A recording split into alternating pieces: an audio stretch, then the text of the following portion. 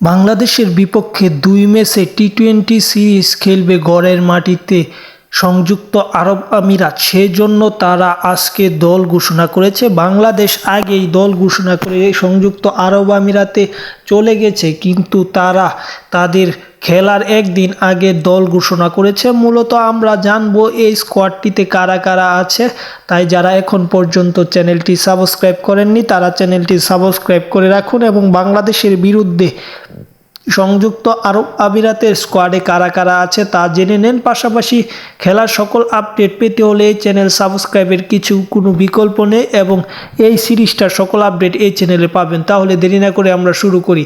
আছে মোহাম্মদ ওয়াসিম, আছে রাহুল চোপড়া, আয়ান খানের মতো ক্রিকেটার, মোহাম্মদ জুহায়েব আছে, মোহাম্মদ জুহায়েব মানে 2 জুন জুহায়েব আছে মোহাম্মদ জাওয়াদুল্লাহ, আছে মাতিউল্লাহ খান, আছে হায়দার আলী, ইথান সুজা, ধ্রুব পারাশর, আসিফ খানের মতো ক্রিকেটার, আছে আরিয়ান শর্মা, আছে আলিসান সারাফো, আছে সাগির খান আছে এবং সর্বশেষ যে নাম সেই নামটা হচ্ছে সিরামজিৎ সিং।